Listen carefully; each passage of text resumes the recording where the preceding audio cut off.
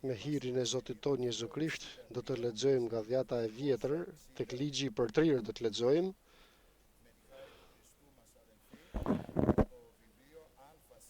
Më falni, nga libri i parë i Samuelit në fillim, kapitulli i parë. Libri i parë i Samuelit, kapitulli i parë, paragrafi 1.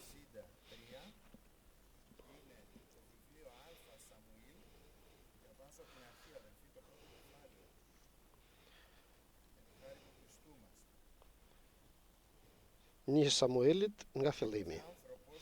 Ishte një njeri nga Ramathaim Cofini, nga zona malore e Efraimit, që quhej Elkana, bir i Jerohamit, bir i Eliuhut, bir i Tohut dhe bir i Efraimit Cuf.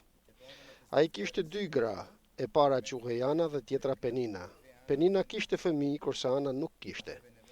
Çdo vit, ky njeri nisej nga qyteti i tij për të ardhuruar dhe për t'i ofruar flijime Zotit të ushtrive në Shiloh, ku gjendeshin dy bijtë e Efraimit, Ofni dhe Fineasi, priftërin të Zotit.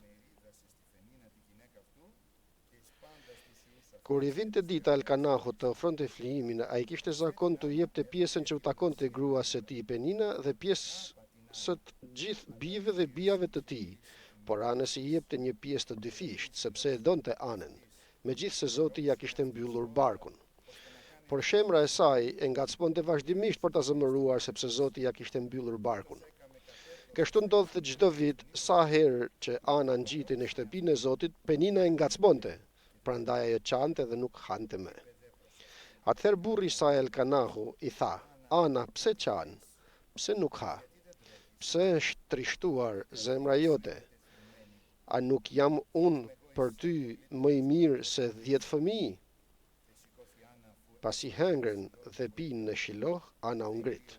Prifti i Eli ishte ulur mbi denjsen që ndodhet në hyrjen e tabernakullit të Zotit. Në trishtimin e shpirtit të saj i lutej Zotit duke qarë me dënesë.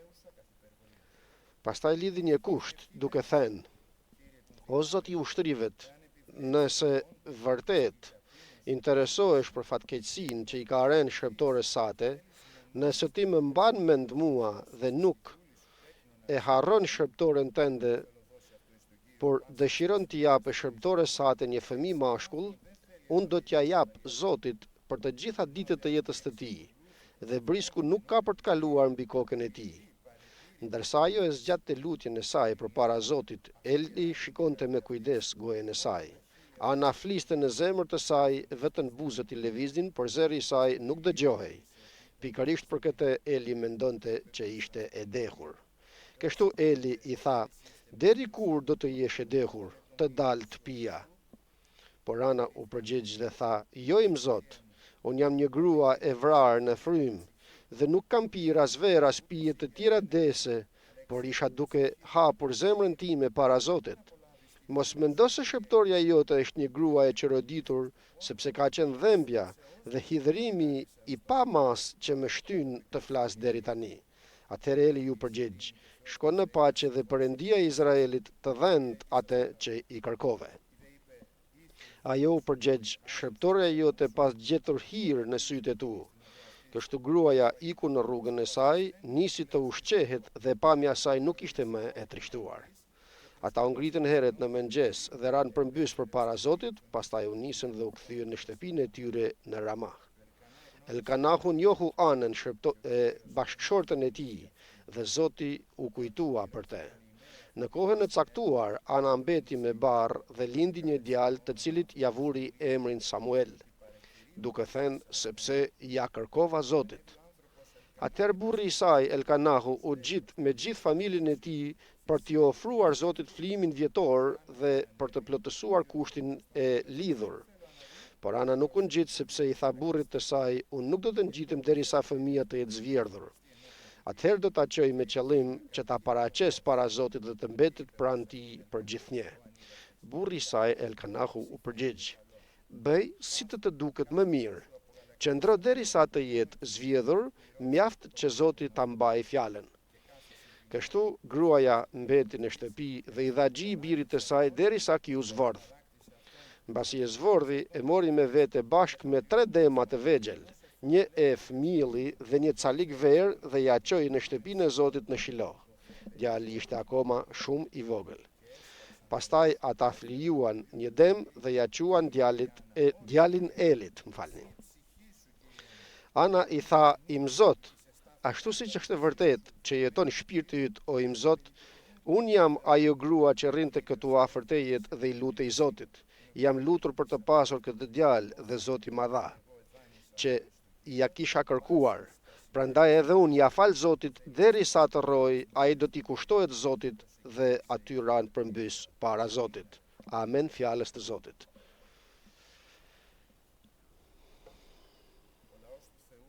Populli i Perëndis, vëllezër dhe motra, gjendet në një pozicion të vështirë, por Perëndia ka një plan të bukur, ashtu sikur se kemi thënë se sa herë që populli të jetë keq, Perëndia ka një plan të bekuar për popullin e tij. Mjafton që populli i Perëndis të qëndrojë në vështirësinë e tij, në pozicionin e tij të përulur, në dobësinë e tij, besnik në Zotin. Zoti nga ana tjetër kërkon të gjejë edhe zemra, shpirtra, kërkon të gjejë njerëz, burra apo gra qofshin, të cilët nuk kanë ndonjë gjë të veçantë, në sytë tonë, mund të kenë apo mund të mos kenë diçka të veçantë. Por për Perëndin nuk ekziston kjo, ose nuk ka vlerë që të kem diçka të veçantë apo të kesh diçka të veçantë që të mundet Zotit të përdor. Sido që të jetë, dhuntit apo çdo e mirë nëse i kemi, nga Zoti i kemi. Dhe nëse don të japë diçka tjetër Perëndia, e jep dhe i themi Zotit amen o Zot. Mjafton që këtë të mos e marrim dhe atë të mirën që na ka dhënë Perëndia dhe të themi se është e imja. Unë jam i mirë, unë jam i shenjti, apo unë jam me përëndshmëri, unë ja arrita ose ja dola, unë me forcën time, me diturin time, me zgjoarsin, me çfarë të dua është të themi, sa herë që bijem në këtë lak, ne të krishterët. Për këtë arsye të gjitha i lëm në një anë dhe themi ti o Zot, sepse pa ty nuk do të mund të bëni asgjë o Zot. Kërkon Perëndia pra të gjej njerëz dhe veçanërisht në këto kohë të fundit ku të cilët do të boshatisen prej lavdisë të tyre. Çfarë do lloj lavdije të kenë? Do të boshohen nga teoritë e tyre. Çfarë do teorie që mund të jetë ajo? Do të boshohen nga të gjitha mendimet e tyre dhe kështu do t'i lënë vend zemrës së tyre, frymës të tyre, jetës të tyre, që të hyjë kush? Që të hyjë Krishti, që të hyjë mbretëria e qiejvet.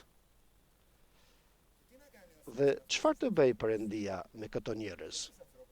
Njerëz të tillë kërkon Zoti, vëllezër dhe motra, të tillë, të dobët, të cilët nuk i besojnë vetës të tyre. Thojnë dhe dëshmojnë vetë duke thënë Zot, unë nuk mundem. Vetë e dëshmojnë me jetën e tyre, me veprat e tyre, me fjalët e tyre, dhe ato i përdor Perëndia. Kujtoj përsëri, Mojsiu. E dinte Mojsiu, kishte zbulesë nga Perëndia se do ta përdorte Perëndia për të çliruar popullin. Dhe kur ishte 40 vjeç, kur ishte i fortë, veproi me fjalë, sikur na thot shkrimi. Mendoj, thot, se nëpërmjet tij do ta kuptojnë vëllezërit e tij se nëpërmjet tij Perëndia do të bëjë shpëtim. E mendoj, kur ishte i fortë në vepra dhe në fjalë, ma sa bukur që flet ai njeri, sa si vepron ky njeri, sa njeri i mençur është ai, me atë do të veprojë Perëndia, themi njerëzit. Derisa themi në njerëzit kështu, kalon në një anë Mojsiu. Kurse me Mojsiun dhe me gjithë secilin prej nesh vepron Perëndia. Si vepron? Shkon në mal Mojsi, mësohu të ngjitesh në mal, atje ku janë lutjet, ku janë gjunjet, mëso atje ku delet, atje ku është vetmia mbase. Mëso aty ku është të përulesh edhe nga njerëzit akoma, apo nga vëllezërit e tu ndoshta, mos vallë do të na vrasësh edhe ne, sikur se vrave dje Egjiptasin, i tha një denjt. Dhe kështu ikën Mojsiu dhe shkon lart, edhe 40 vjet të tjera që ndroi atje. Dhe kur u bë tani me 80 vjeç, çdo mendim në mendjen e tij se do të shpëtonte popullin e Izraelit, besoi se do ishte larguar. Dhe atëherë vjen Perëndia dhe e viziton. Dhe i thot se tani je të veprosh Mojsi. Tani që jam 80, që jam këtu me pak dele që jam, në një mal të shkret këtu lart ku jam, për këtë arsye ben. Sepse je me delet, sepse je në një vend të vetëm, në një mal të shkret, dhe se je 80 vjeç i pa forcë, për tani do të veproj unë, thot Zoti me ty. Dhe kështu vjen ora, vëllezër dhe motra, që do të veproj Perëndia kur të gjej njerëz të tillë dhe zemra të tilla. Gruaja këtu, njëra është Ana, kurse tjetra është Penina. Duam t'i shohim pak këto dy gra, se janë dy gra të cilat janë të një burrit, lejohej atëherë sipas fjalës të Perëndis, kishte ky Elkanau pra dy gra. Por kishin disa karakteristika që të dyja. Njëra pra Ana nuk kishte fëmijë. Nuk mund të lindte dhe atëherë ishte një turp për gruan që nuk lindte. Ishte një plag e madhe, një diçka shumë serioze për një grua që nuk lind. Dhe me të vërtet kishte dhembje të madhe ajo grua. Kurse Penina nga ana tjetër kishte fëmijë. Dhe përse kishte fëmijë, e bëri përpara Anës që t'i sillet jo mirë, ta përçmoj, ta përull, të mos i japë rëndësi, të lartësoj veten e saj nga njëra anë dhe të thotë se mua Perëndia më dha fëmijë. Dikur një farise kishte thënë atje ku lutej në tempull, të falenderoj o atë se nuk jam si njerëzit e tjerë. Nuk jam i pa drejt, nuk jam mëkatar, nuk jam kjo, nuk jam tjetra, por agjeroj 2 herë në javë, jap të 10-tat, gjithë të 10-tat, bëj, të falenderoj o Zot, falenderojnë të Perëndin kështu. Se nuk bëj të gjitha këto që nuk bëjnë, por në të gjitha këto, tha, nuk jam edhe si ky targambledhësi këtu.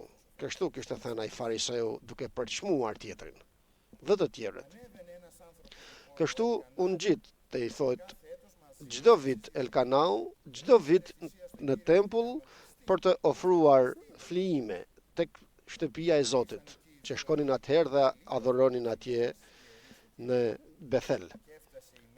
Erdhi dita që duhej të flijonte Elkanau dhe thot i dha pjesën Peninës dhe fëmijëve të saj, kurse Anës pjesën për të flijuar.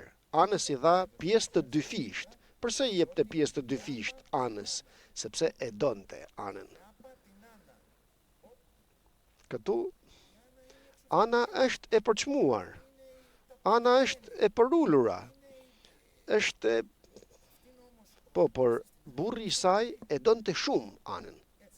Kështu na thot fjala e Zotit. Por Zoti kishte mbyllur barkun e saj ose mitrën e saj që të mos ngjizej. Ana nuk kishte fëmijë, kishte mbyllur mitrën e saj, por nga ana tjetër e donte burri i saj. Kurse Penina kishte fëmijë, por duket se nuk e donte kaq sa donte Anën, burri i saj. Tani si e menaxhojnë gjithë secila prej saj gjërat pozitive dhe gjërat negative. Flasim për pozitivet. Ato që i ka dhënë Perëndia dhe ato që nuk ju ka dhënë Perëndia, si menaxhojnë? Penina, sikur pam, fliste keq ndaj Anës, sepse Zoti kishte dhënë fëmijë asaj. E bën që të mërzitej, të qajë, shikoni që thot tek paragrafi 6, ta shohim dhe si thot, shemra e saj e ngacmonte vazhdimisht. Pra e bënte vëllezër dhe motra që të mërzitej kaq shumë sa që vazhdimisht ishte e pikëlluar prej saj, për ta zemëruar, sepse Zoti ja kishte mbyllur barkun. Do me thënë, dobësinë e saj, pikën e saj të dobët, atë që Perëndia kishte lejuar deri tani në jetën e saj, shkonte ajo grua dhe shkilte mbi plagën e saj. Krishti ka ardhur të shëroj plagët, vëllezër të motra. Jo të vinë të ngacmoj plagët, t'i shkel plagët, t'i bëj më të mëdhaja dhe më të dhimbshme. Sa të mëshirshëm duhet të jemi edhe ne me vëllezërit tonë. Atje ku ka dhimbje vëllai, atje ku vëllai diçka Perëndia në jetën e tij ka lejuar, në familjen e tij, në jetën e tij, kudo tjetër, ne të shkojmë, ta ndihmojmë në këtë, ta forcojmë në këtë. Plagën e tij që është e hapur në shpirtin apo në zemrën e tij, të mundemi ta kurojmë sa të mundemi. Sa të mundemi. Zoti do të bëjë këtë punë për ne atë që mundemi. Por të mos shkojmë të paktën nga ana tjetër ta ngacmojmë plagën dhe ta bëjmë që të ketë dhimbje më tepër, sepse Zoti i ka mbyllur mitrën e saj. Zoti mendoi se i thoshte Penina, i thoshte Anës, Zoti nuk të do. Shiko çfarë të ka bërë. Për këtë arsye nuk ke fëmijë. Ja, diçka ke ti që nuk je e mirë, Këtu duken të gjitha nga fryti i tij dhe shkelte mbi plagën e saj. Shikoni vëllezër dhe motra, të gjitha këto gjëra i shef Perëndia. Perëndia nuk mungon nga jeta jon. Perëndia është mbi jetën tonë dhe shef çdo detaj dhe hollësi të jetës tonë. Fjalët që themi, veprat që bëjmë, ato që mendon, ato që ke në zemër, dhembjen që ke në zemrën tënde, por edhe shpesh herë edhe atë zilin që kemi edhe në zemrat tona.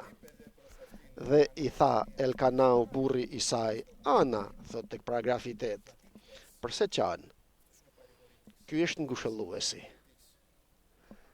Pse qanë Ana? Do të thonim Barnaba në dhjatën e re, përse qanë Ana? Dhe përse nuk hanë? E shef, e shikon me kujdes, nuk e lën si të jetë, nuk e lën të pa vështruar çështjen, e shef se ç'bëhet rreth e qark këtij, e ka mendjen në rregull, është shërbëtor dhe është gati të shërbejë, është gati të jap, është gati të ofrojë nga ato që Perëndia i kishte dhënë, dhe është dashuria që kishte në zemrën e tij. Përse qanë Ana? Përse nuk hanë? Dhe përse zemra jote është trishtuar? Pra, me ndihmën e Zotit, ja arriti të shoh thellësitë e zemrës të Anës. A nuk jam unë për ty më i mirë se 10 bij? Nuk jam unë më i mirë se sa 10 bij po të kishe? Dhe fantazoj se thot në të vërtetën dhe jo me krenari, ky njeri. Ky ka vërtetuar, mendoj, me dashurinë e tij ndaj saj. Dhe nga që e donte, i flet me vërtetësi për ta ndërtuar, për ta forcuar dhe jo për të lartësuar veten e tij.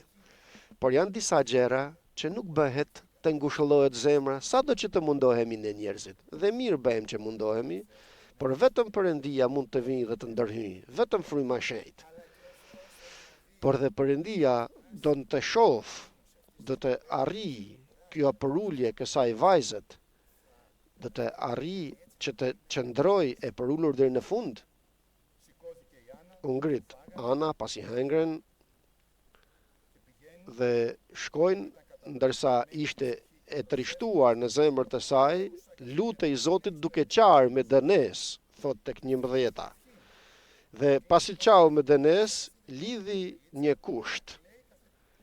Shikoni, të qaj kaq shumë dhe tha: O Zot i ushtrivet, nëse vërtet interesohesh për fatkeqësinë dhe për ulësinë që më ka ndodhur dhe më kujton dhe nuk e harron shërbëtoren tënde, por i jep shërbëtores sate një fëmijë mashkull, atëherë unë do të ta përkushtoj ty të gjitha ditët e jetës të tij, dhe brisku nuk do të kalojë mbi kryet të tij. Pra Zot, Nëse shef me të vërtet për ullësin tim, o Zot, e them përsëri, nuk e thot me mburrje këtë, por e thot duke folur me Zotin e tij. Jam përullur, Zot, deri për dhe. Jam e përullur, Zot. Në qoftë se shef në këtë përullësi timen dhe më kujton, nuk do të më harrosh dhe të më japësh kërkesën time, një fëmijë, por jo fëmijë, por fëmijë mashkull. Do të shohim përse thot mashkull. Atëherë, ajo që do të më japësh, ky fryt që ti do të më japësh, o Zot, ku do të jetë si shpërblimi për ullësisë time, ti ai që do të më shpërblesh këtë, o Zot. Unë do ta marr ashtu sikur se është ky fryt dhe do ta le ta jap ty, o Zot, ta përkushtoj tek ti. Do ta jap ty, o atë.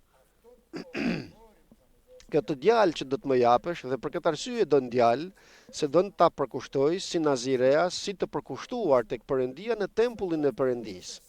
Do ta përkushtoj tek ti, o Zot. Dhe këto i thot me një zemër të butë, ku zemra saj do të thotë se është e hapur, dhe kur Zoti shef një zemër të butë, është aty, është i pranishëm me falni dhe dëgjon lutjen. Dhe ndërsa flet, vetëm buzët e saj luteshin, nuk nxirrte zën nga goja. Por Eli, sikur se ishte afër saj, përballë saj dhe shifte, mendoi se gabim njerëzor kjo që mendoi, dhe tha, e dehur je. Pra mendoj se ishte e pirë, nuk e di se si i kaloi kjo gjë në mendje Elit. Thot, e dehur je. Derisa do të jesh e dehur, i thot, të dalë të pija, i thot. Dhe me të vërtet, vëllezër dhe motra, është momenti ku thua tani nuk shkon më poshtë nuk bëhet më përullur ku të shkoj. Sa herë e kemi thënë këtë? Më poshtë nuk shkon më, vëllezër dhe motra, më poshtë se shkoj Krishti jon, nuk mund të shkojmë ne kaq. Kaq përullje që kaloi Zoti në kryq të Golgotës, dhe kur mbajti aty në kryq, gjithë mëkatet e tua dhe mëkatet e mia në kryq të Golgotës, nuk ka më përullje. Dhe kur kjo dhembje e mbajti në kryq të Golgotës, Perëndia, vëllezër dhe motra, jo një njeri sikur ne, por Perëndia ngriti peshen dhe barren mbi vetët të tij, dhe në atë moment ati shikimin e tij e tërhoqi nga biri i tij. Nuk mundi ta shoh më, nga që kishte mëkatin ton mbi vete. Atëherë do të thoshte Krishti, ma sa më poshtë o atë, por jo, qëndroj besnik deri në fund, që të jesh ti dhe unë sot këtu, dhe të shijosh fjalën, të shijosh frymën e shenjtë, të shijojmë vëllezërit ton dhe dashurinë e tij të përjetshme. Për këtë arsye, vëllezër dhe motra, na thërret që të kemi të njëjtën vullnet të gjithë ne, atë që ishte në Krishtin. Jo Zoti im, i thot Ana Elit, nuk jam e dehur. Jo im Zot, i thot, im Zot, Zoti im pra, i thote, ai e përçmoi në zemrën e tij. Unë nuk jam e dehur, i thot, as pije dehje s'kam pirë, por po jap zemrën time përpara Zotit dhe mos e shif shërptoren tënde si një grua të pavlerë, sepse unë nga dhembja ime i fola Zotit deri më tani. Atëherë Eli kuptoi dhe e uroi duke i thënë, shko në paqe dhe Perëndia e Izraelit të japt të dhaft kërkesën që ja kërkove. Dhe ajo tha, uroj që shërptorja jote të gjej hir në sytë e tu. Shërptorja jote të gjej hir në sytë e tu, i tha Elit. Dhe me të vërtet, vëllezër dhe motra, njeriu i përullur shijon hirin. Dhe vjen ora, vëllezër dhe motra, që u kujtua për Anën, sepse Perëndia nuk harron. Perëndia nuk harron. Atë që të ka thënë në të kaluaren, atë që do të të thotë sot, dhe atë që do të thotë në të ardhmen, Perëndia do t'i bëj të gjitha një nga një në kohën e vet. Mjafton që të gjej besimin mbi ty, të qëndrojmë besnik, vëllezër dhe motra, të qëndrojmë pranë tij deri në fund. Dhe erdhi Perëndia dhe i dha djalë, dhe jo vetëm fëmijë, por djalë ja dha sikur ja kërkoi. Që ajo i dha emrin Samuel, ku do të thotë se ja kërkova Zotit. Ja kam kërkuar Perëndis këtë Samuelin, Ku thoshte emrin e tij Samueli, duke se kishte një njeri që dikush ja kishte kërkuar Perëndis këtë djalë. Pra, kudo që të shkonte ky njeri në jetën e tij, kur u bë profeti Perëndis, gjyqtar i popullit, patjetër, por vetëm me emrin e tij tregonte lavdin e Perëndis, sepse i përkushtuar ishte tek Perëndia. Sepse një njeri që një grua e thjesht besimtare e përulur në përuljen e saj, në kërkesën që ja bëri Zotit dhe në këmbguljen që qëndroi deri në fund besnike, frytin që ja dhuroi Perëndia, ja përkushtoi Zotit për lavdinë e Perëndis, dhe jo për lavdinë e tij, të lavdinë e saj, më falni.